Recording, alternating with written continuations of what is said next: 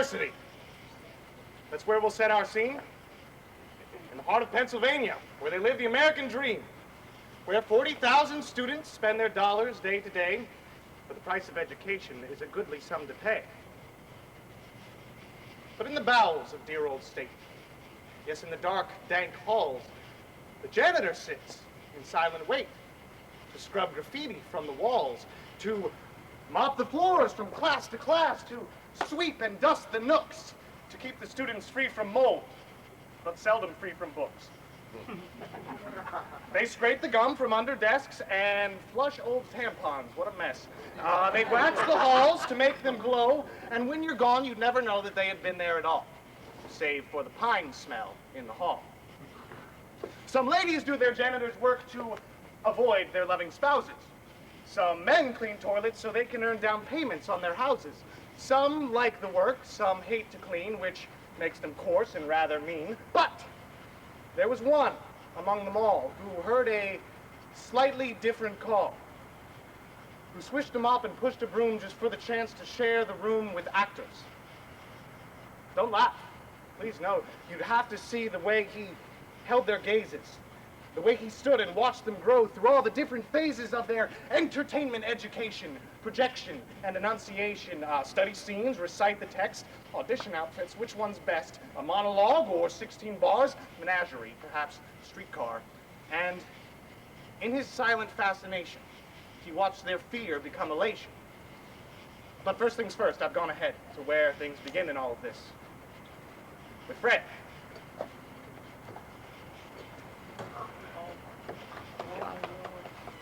The janitorial engineer who cleaned the building arts was a gnomish-looking man who spoke in mumbled starts. His eyes were wide, of bulbous shape. His hair was long and knotty.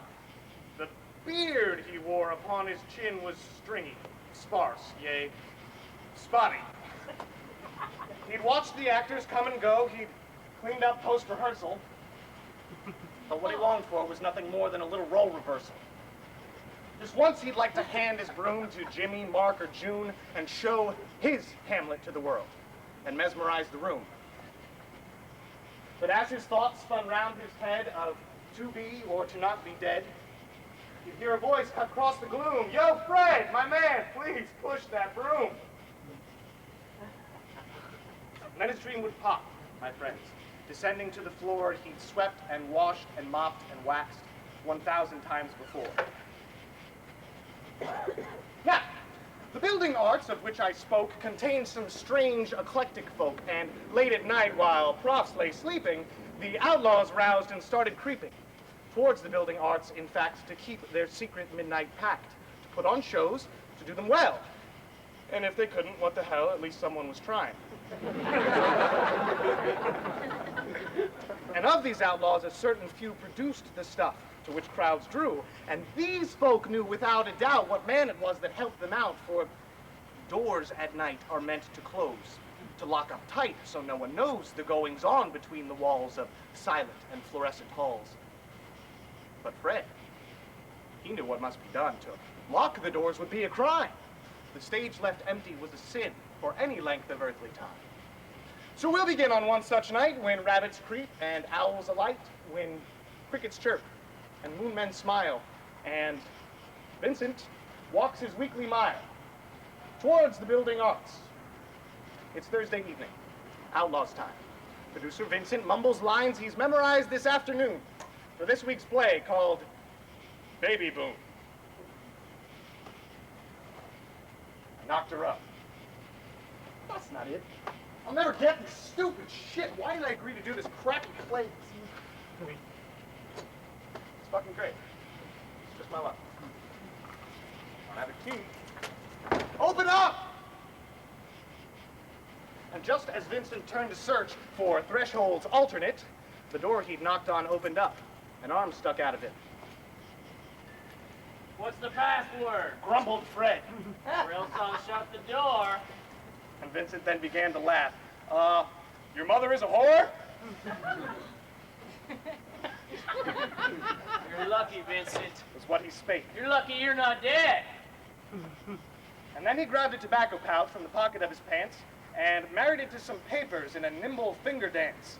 And before 2 seconds had gone by, in the blink of a parasite's eye, a hand-rolled cigarette dangled south of his crooked nose and toothy mouth. The show this week, is it any good? Is it gonna make me sad?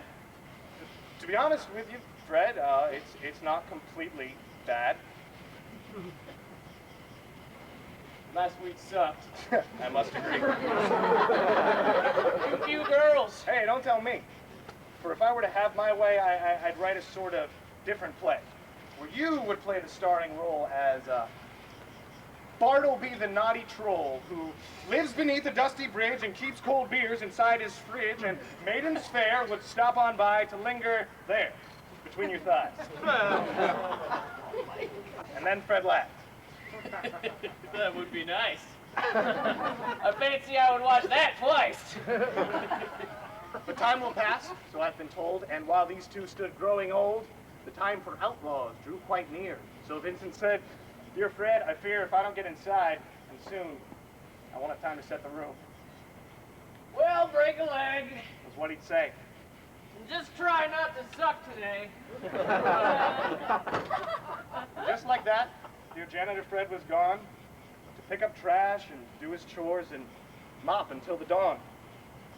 Now imagine, please, if you'd be kind, that this transpired 6 times a week. Because I did. I kid you not. This scene played out was just a peek.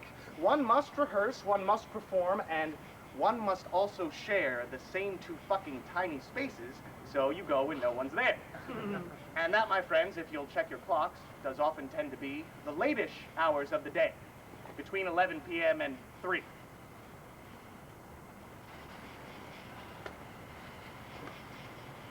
But if you strolled the building round, most any time of night, as long as Fred was feeling well, not at home sick, but feeling right, then there I promise you would find an open, unlocked door. And Sir Fred would sit on the loading dock, smoking cigarettes like before. So weeks passed by, they turned to months. Did the doors airlock? No, sir, not once. And then in May, one Thursday more, lad Vincent came and tried the door, and there stood Fred as if on cue. Mind if I smoke a butt with you? Of course not, man. This week's show's great. We've got a script I think is first rate. I'm glad, because I'd hate to think the last show I produced might stink. You graduate this year, my friend. Gonna leave Penn State for good. That's my plan, my fine and me. At least I think I should. See, there's this girl, Fred, a girl not like the ones I've known. The difference is... So you can actually seem to make this new one moan? In seriousness, I do not joke. I see this girl in dreams, like smoke. She passes through my fingers, stretched. She's just not like most girls I've met. So you'll stay just for a girl? Well, Vincent, there are worse things in this world.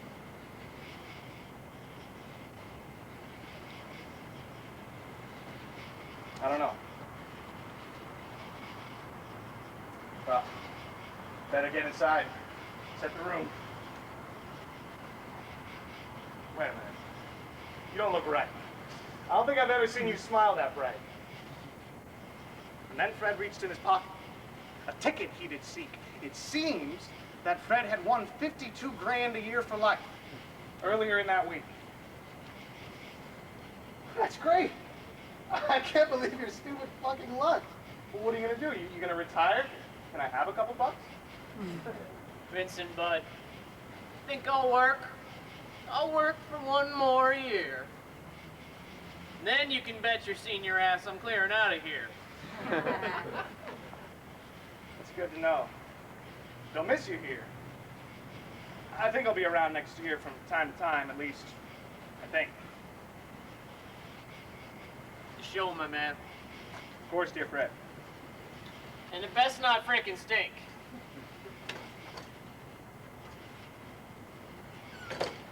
Then Vincent left, and Fred still stood. And as for Fred, left feeling good, He'd felt on top of worlds he'd seen in science fiction magazines.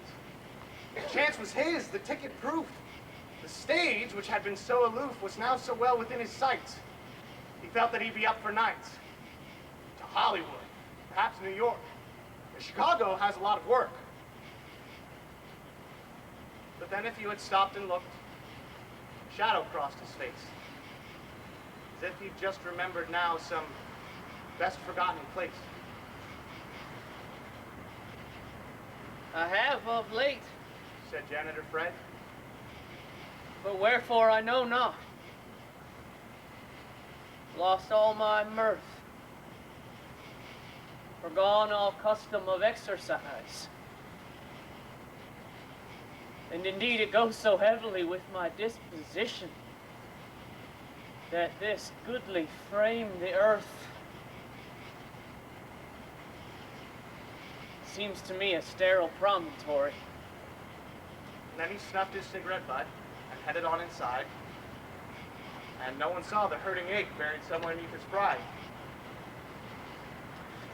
But graduation came and went, and Vincent hit the road, uncertain where his path would lead, but certain of the load that weighed upon him. Memories of stolen kisses, fantasies, and frozen starlight canopies on never-ending nights. And so, 4 seasons passed like that. And spring came round again, and to State College, Vincent came, and there he found his friend. It was late one night in the building arts as Vincent worked in sleep-robbed starts. A paintbrush in his left hand's fingers firmly clenched, and in his right he held a dangling, smoking cigarette. The door opens up. Out pops a head, attached to which is Janitor Fred. Vincent! Fred exclaimed with joy. You're back again, I see. Fred, my man, don't ever get a damn BA degree. Don't think I will. I can't say. Might get my fucking MFA, huh? That's right. I forgot. You're retiring soon. It's nice to know you won't be around getting saddled with that broom.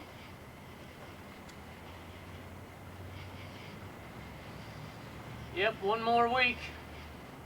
Then I can go. No mopping floors or blowing snow.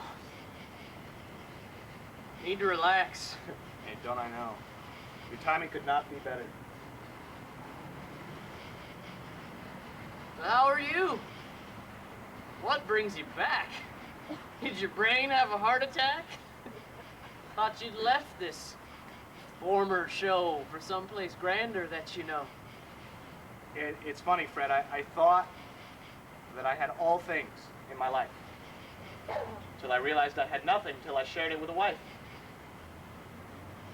That girl from last year. Home in bed. Sneak home then, brother, and give her head. Creep up on her with silent steps. Slip between the sheets with roughish breaths. Then lick her clit, squeeze her breasts, and grab her leg. Fred, rest. My heart just cannot take the stress.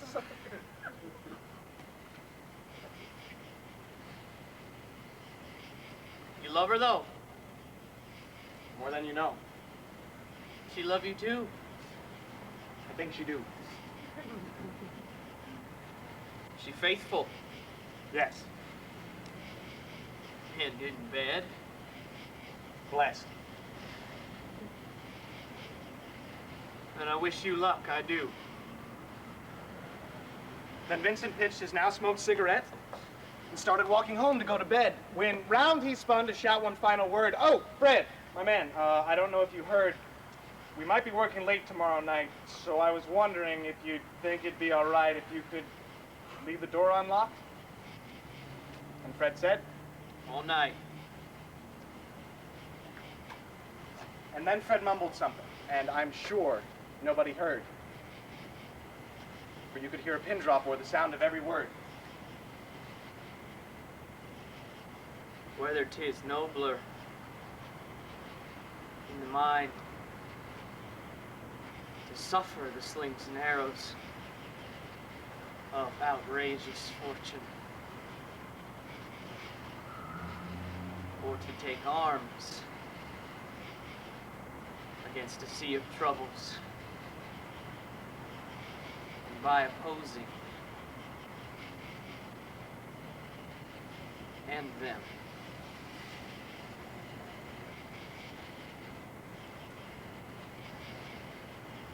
Where you could hear a pin drop, or the sound of every word.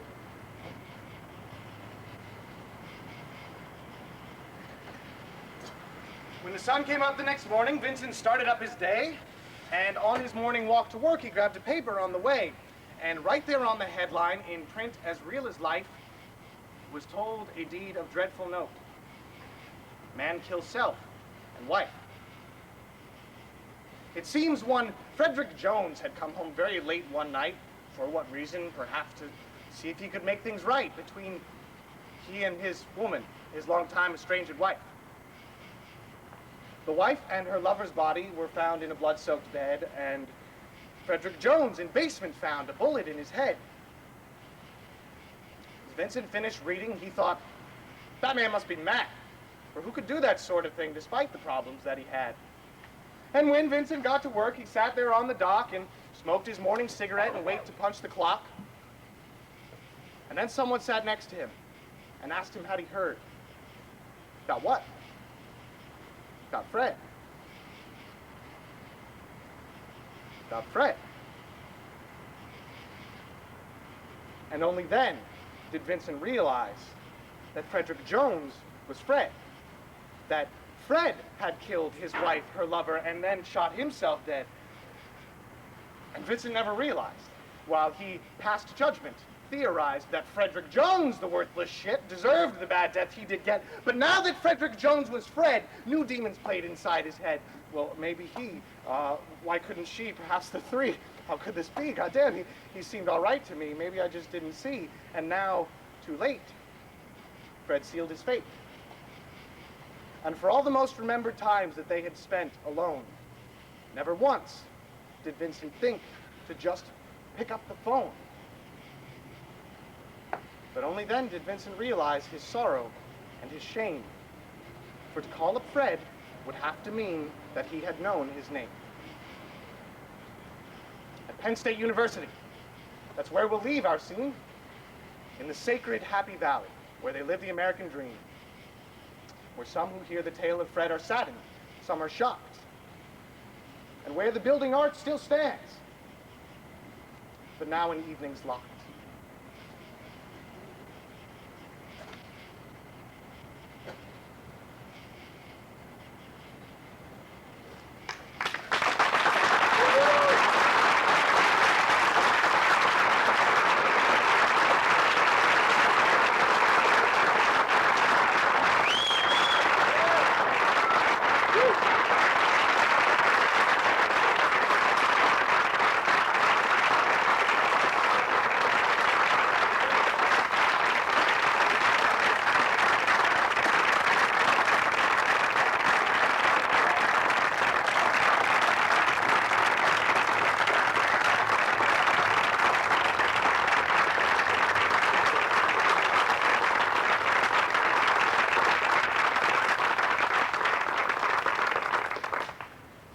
Thank everybody for coming. We're not going to do a talk-back session. I didn't really want notes on the script. It was more therapy than anything. But if some of you require further therapy, and instead of talking about the script, you just want to talk, we're just going to hang out in 119 in the Arts Building. So thank you all for coming. We want to thank specific members of the audience tonight.